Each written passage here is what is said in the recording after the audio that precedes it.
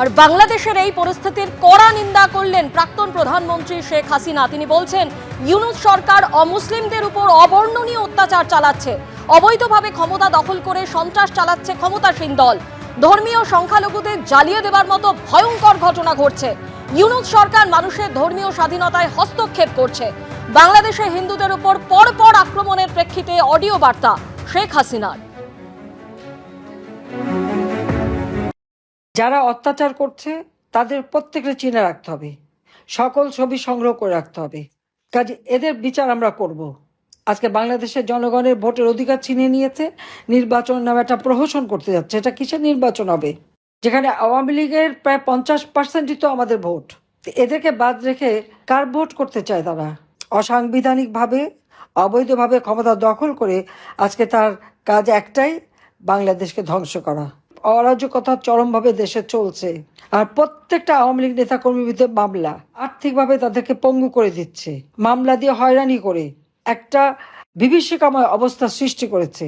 প্রকাশ্য দিবালোকে কুপিয়ে কুপিয়ে মানুষ হত্যা করা, হাতে অস্ত্র নিয়ে, লাঠিসোঁটা নিয়ে, সেই প্রধান বিচারপতি থেকে শুরু করে চিফ জাস্টিস থেকে শুরু করে সবাইকে হামলা করে তাদেরকে পদত্যাগ করিয়ে সব জায়গায় দলীয় লোক বসানো। এটা তো জামাতে ইসলামী, তারা এই ব্যাপারে সক্রিয়। আর গতকালই আমরা কি দেখলাম, 17 বছর পর বাংলাদেশে ফিরেছেন খালেদা জিয়ার পুত্র তারেক রহমান, এবং ফিরেই তিনি শান্তি ফেরানোর বার্তা দিয়েছেন। আর এরপরেই সরব হয়েছেন সাহিত্যিক তাসলিমা নাসরিন। একেবারে তারেক রহমান যে বক্তব্য এনেছেন সেই বক্তব্যের সমালোচনা করেছেন তাসলিমা নাসরিন। তারেক রহমান বলেছেন তার একটা স্বপ্ন আছে। 1963-তে মার্টিন লুথার কিং জুনিয়র বলেছিলেন তার একটা স্বপ্ন আছে। মার্টিন লুথার কিং এর স্বপ্ন ছিল সাম্যের স্বপ্ন, বৈষম্য দূর করার স্বপ্ন। এ ধরনের স্বপ্ন কাস্ত্রো, চে, ম্যান্ডেলাদের মতো বিপ্লবীদের থাকে। তারেক জিয়া কি ধরনের বৈষম্য মুক্ত সমাজ গড়তে পারবেন, তিনি কি আদেও চেষ্টা করবেন? যে দেশে রাষ্ট্রের নিজস্ব ধর্ম থাকে সেখানে বৈষম্য মুক্ত সমাজ গড়া অসম্ভব, এক্স হ্যান্ডেলে পোস্ট করেছেন সাহিত্যিক তাসলিমা নাসরিন। তারেক রহমান বলেছেন যে আমার একটা স্বপ্ন আছে। স্বপ্নটা কি পরিষ্কার করে বললে ভালো হতো, এটা আমাদের কাছে খুব অস্পষ্ট মনে হয়। কি স্বপ্ন আছে? তিনি কি ধর্মান্ধ জামাতিদের হাত থেকে সংখ্যালঘু নিরাপত্তা নিশ্চিন্ত করতে পারবেন? তিনি কি অন্যান্য আওয়ামী লীগের ওপরে অত্যাচার হচ্ছে বারণ করতে পারবেন? বিএনপি নেতাকে আক্রমণ করা হচ্ছে, তার দুটি কন্যা মৃত্যু হয়েছে আগুন লাগানোর ফলে। সেগুলো না বললে আমার স্বপ্ন আছে, আমি ভাবছি, এই ধরনের অস্পষ্ট কথা দিয়ে তার বিচার করা কিছু যায় না। তারেক রহমান এবং ইউনূস সাহেব দুজনের অবস্থান সম্বন্ধে আমাদের কাছে প্রশ্ন অনেক আছে।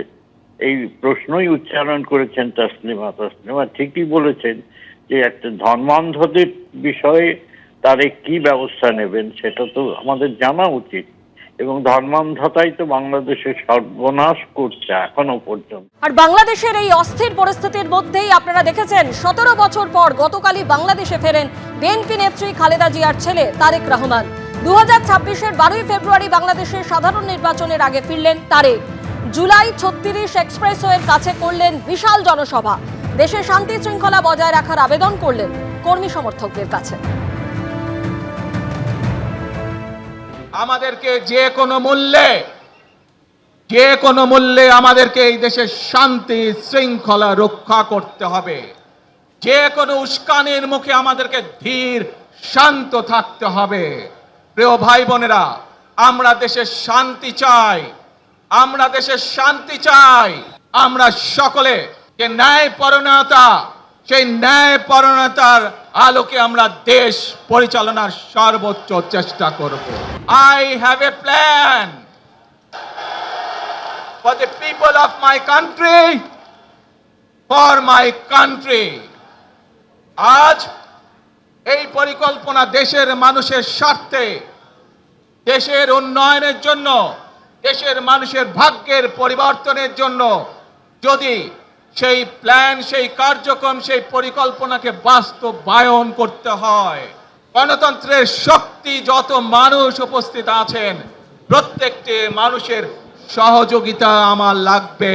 ওড়িশার সম্বলপুরে কাজ করতে গিয়ে মুর্শিদাবাদের এক যুবকের মৃত্যু ঘিরে গতকাল থেকে একেবারে রাজনৈতিক উত্তাপ ক্রমশ বাড়ছে। আর ইতিমধ্যেই যা যা খবর পাওয়া গিয়েছে যে বাংলাদেশি বলে দাগিয়ে দিয়ে পিটিয়ে খুন করা হয়েছে ওই যুবককে, এরকমই অভিযোগ সামনে এসেছে। নিহত যুবকের দেহ এবার ফিরল মুর্শিদাবাদের গ্রামে। থমথমে এলাকায় শোকে ভাঙলেন নিহত যুবকের মা। এই মুহূর্তে জুহেলের নিথর দেহ এসে পৌঁছলো গ্রামে। বাড়ির পাশের এই আমবাগানে তার মৃতদেহ রাখা হয়েছে। হাজার হাজার মানুষ তারা শেষ শ্রদ্ধা জানানোর জন্য এখানে উপস্থিত হয়েছেন। রয়েছেন এলাকার বিধায়ক সহ বহু বিশিষ্ট মানুষজন। কিভাবে এই খুন, কেন এই খুন, সেই নিয়ে মানুষের মধ্যে রয়েছে তীব্র তাপ উত্তাপ রয়েছে। মানুষ চাইছেন এবং পরিবারের লোকজনও চাইছেন অভিযুক্তদের দৃষ্টান্তমূলক শাস্তি হোক। শেষ মুহূর্তের শেষ বিদায়ের জন্য রয়েছেন এলাকার অগণিত মানুষজন। ক্যামেরায় শুভরাজ সরকারের সঙ্গে রাজীব চৌধুরী, এই বেদ মুর্শিদাবাদ। আমার ছেলে 20 তারিখ বাড়ি থেকে বের হয়ে গেল, কাজে গেছে উড়িষ্যা সম্বলপুর। আমি 22 তারিখ ফোন করেছি, 23 তারিখ ফোন করেছি, 24 তারিখ আমি আর ফোন করেনি আমার ছেলে আমাকে। আমি সন্ধ্যায় ফোন করছি, বারবার ফোন করছি, ফোন ধরছে না। 7:30টার দিকে, 8টার দিকে এরকম ফোন করছি, ফোন বারবার করছি, ধরে না। আমি আমার ভাইকে ফোন করনু বাসুদেবপুরে, যে কেন ফোন ধরে না আমার ছেলে, দেখো তো। আমার ছেলে ওই ফোন করছে, ফোন ধরে না খো। তারপরে ফের ফোন করছি, তো ফোন ধরে না। যে ওরাও বললে যে আমাদেরও ফোন না। 10 মিনিট পর খবর চলে আসছে যে একজন বললে, এখানকার নূরপুরের মিস্ত্রি বললে যেরকম জুয়েলকে মেরেছে। মুখোশ পড়েছিল, 7-8 জন ছিল, মুখোশ পড়েছিল, কি করে জানা যাবে। দিয়ে আমার ছেলে ভাত রান্না করছিল, পিছন থেকে এসে আমার ছেলেকে তখন একটা রডের বাড়ি দিয়ে দেয়। আমার ছেলে ওখানে লটিয়ে পড়ে যায় আমার ছেলে। তারপরে আরও 2 জন ছিল ওদের পাশে, ও রান্নাটা নাকি অন্য কিছু করছিল, ওরাকে মেরেছে, ওদের হাত পা ভেঙে দিয়েছে, ওরা কোনো রকমে পালিয়ে গেছে। তারপরে ঘরের ভিতরে 3 জন ছিল, ওরা যখন দেখছে যে এরাকে মারছে, তখন ওরা 3 জন বাইরে এসে দৌড়িয়ে পালিয়ে গেল। দৌড়িয়ে পালিয়ে যে ওই ছেলের যাদের হাত পা ভেঙে দিয়েছে, ওরা বলছে যে দেখো কা জুয়েল রানার লাগছে, মৃত্যু হয়ে গেল। জুয়েল রানা এবারে একটা বাড়ি দিয়েছে কি 2টা বাড়ি দিয়েছে, ওই জুয়েল রানা হলো করে সঙ্গে সঙ্গে বমি করে দিয়েছে জুয়েল রানা। এবিপি আনন্দ, এগিয়ে থাকে, এগিয়ে রাখে।